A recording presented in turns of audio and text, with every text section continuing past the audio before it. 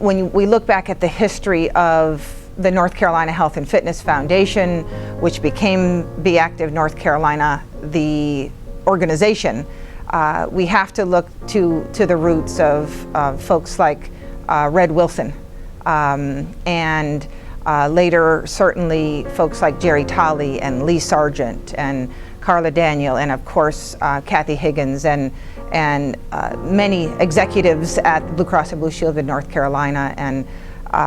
they're all of them, and so many more that have provided leadership on an ongoing basis, that believed, some believed when there was not one program, there was just a vision, and that vision was to do it differently, and to really address the issue of inactivity in our state, and for them to believe, to take that leap of faith and to say, we get it. So Be Active North Carolina, the initiative, really gained the support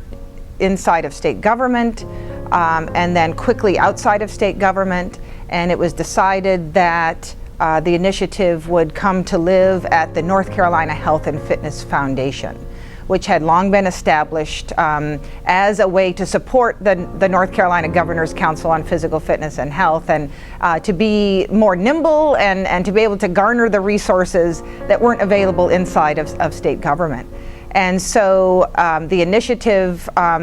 continued to grow at the North Carolina Health and Fitness Foundation, and it was decided a few years thereafter to actually change the name of the foundation to Be Active North Carolina Incorporated. And it seems like a logical and wonderful genesis of Be Active North Carolina, the initiative, to now live on through the wonderful leadership of North Carolina Prevention Partners. So by coming together to create quality, award-winning programs, whether it was Be Active Kids, that was addressing for the first time, certainly in our state, both nutrition and physical activity for 3 to 5-year-olds. That's one example of how organizations came together to create it and then to implement it. That to me is success, when organizations come together to create something that's bigger than the individual parts. The school-based setting is the training of classroom teachers all across North Carolina